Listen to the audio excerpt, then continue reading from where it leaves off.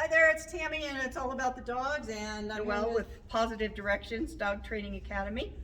and today we're going to talk about the pros and cons Of dog parks, yes. And believe it or not, there are pros to dog parks and there are cons to dog parks. Yes, they are. So dog parks can be a great place for your dog to stretch their legs, especially if you've been traveling. It's wonderful to be able to pull off to the side of the road, do a pit stop, and let your dog play for a little bit. That's about the only good thing I can think of for a dog park. I'm not a big fan of dog parks, quite frankly. I've heard of too many fights and too many bad things running amok at dog parks. Yeah, so, when you bring your dog into a dog park, you, before you ever go into the dog park, you should take a second and sit in the car and just watch the dogs that are there. Watch them play.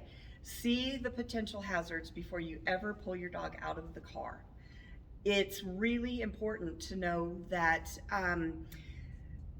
there's this dog who's racing around and acting like a fool, and then there's this dog who's playing with his ball and appears to want to be left alone, and then there's these two dogs over here in the corner that are wrestling, and then there's another dog that's going around and it's pestering all of the different dogs, trying to interact with them.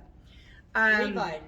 You never know when a dog fight could break out if you just walk into a dog park unprepared. Right. Okay? Right. Be prepared to turn away and go somewhere else. I know that your dog's going to be excited when they pull into the parking lot, but they're excited because they got to go for a ride. They're not going to be disappointed. They're not going to hate you if you turn around and maybe you go to Starbucks and you get a puppuccino and you go home instead. Right.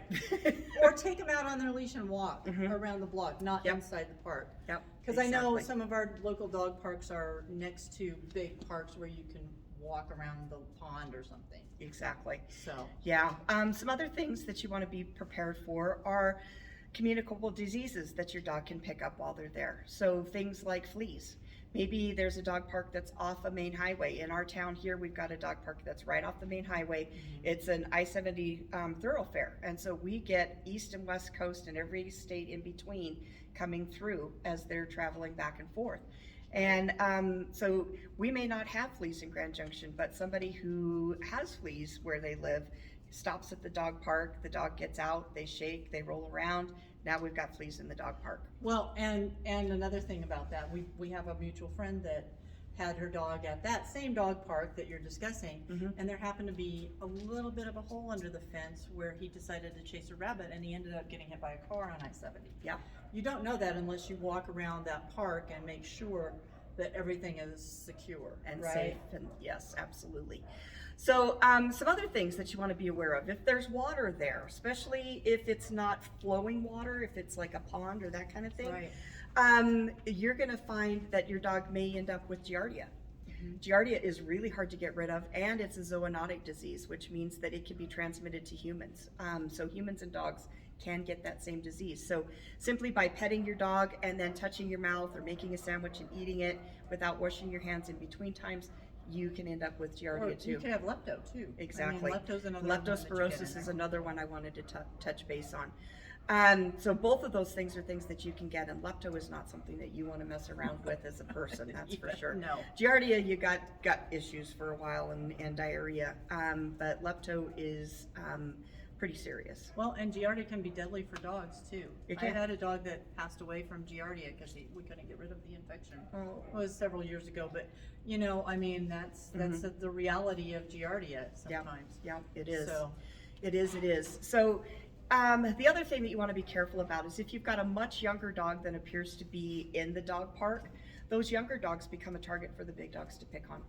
And all it takes is one bad experience to ruin your puppy or your young dog for the rest of their lives. So, and you've probably had experience with that in bringing dogs to class, right? I have. Yep. Everybody loves dog parks until they have a fight. And it's not a matter of if your dog's ever going to get into a problem at a dog park. It's just a matter of when it's going to happen. Yeah. So play the odds. Just, if you're dead set about it and you just think that you have to take your dog out, be careful, be cautious. Something else that I wanted to kind of touch on with this is that dogs are social creatures. They live in packs. Okay, Right. So they consider their family and their close group of canine friends and family as their group, Yeah. their pack, okay? Yeah. What you don't see in the real world is this pack and this pack going, you know what, let's do lunch. No. It just doesn't happen. It is not a thing that would happen. In fact, if you've got a dog who's going to dog parks a lot, it then becomes an extension of their territory. And so they can become territorial and want to protect certain areas of the park or certain items in the park. People don't think about that. They That's don't not think something about you that kind of thing. So if you want to socialize your dog with other dogs, get together with some friends that have dogs. Exactly. Right? You have a barbecue and say, bring your dogs and we're all going to play, and it's just going to be a great time. Let your dogs have small social groups and places that are safe. Mm-hmm. Yeah. So for instance, on Sunday afternoons, some friends and I get together with our dogs and we go to different places. Mhm. It might be a park, it might be at one of the stores that's dog friendly, Mhm. or we might go out to lunch on Main Street or something. Mhm. And that way our dogs get to socialize with each other. They're not running amok, so Mhm. there's not that run factor. Mhm. If you want to do that, I would suggest doing it in a fenced area Right. with dogs that your dog already knows. Yes. Right. Yep. And that they're comfortable with. And I think that you'll find that your dog's going to be much better off if you do little socialized groups like that, Mhm. as opposed to going to a park where there's a lot of strange dogs. Dogs are not like people in that they seek out large groups to interact with. I don't seek out large groups to interact with. I was gonna say, and again, going back to that grocery store thing that we Uh-huh. talked about in our previous video, Right. it's the same kind of concept. If you're shopping, you don't want people walking up to you and shopping out of your basket or giving you a hug or starting Right. conversations with you. It's like, Exactly. you're there for a reason, Uh-huh. and the last thing I want is somebody in my face. Exactly. Yeah. I'm not. Yeah. This doesn't excite me at all. Nope, not me either. Not me either. So that's the take that we have here for you today on dog parks. Not that they're entirely bad. Take the lay of the land before you go into a dog park. Make sure that the size of the dogs are all equal to what you're bringing into the dog park. So you don't want to take a little tiny dog into a dog park where there's great big dogs. Some dog parks have them sectioned off by size, which is a nice thing that they do.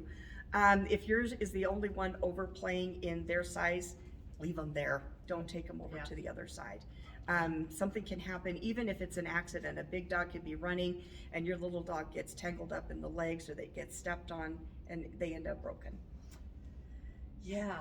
And then they have that, like you mentioned earlier, they might have a behavioral issue that would be really hard to overcome in the future. In the So, future, yep.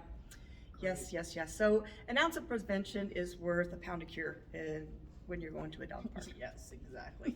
So some of our upcoming videos next week, we're going to talk about ADHD in dogs. Yes, if you've got a hyperactive dog with attention deficit disorder, then pay attention. You're Maybe going to you want need to to see come that. back. So hit the Absolutely. like button. Yes, and please, and share with your friends. And if you like us enough, subscribe. We'd love to keep seeing you every week. Great. Have Thank a great you guys. day. Have a great day.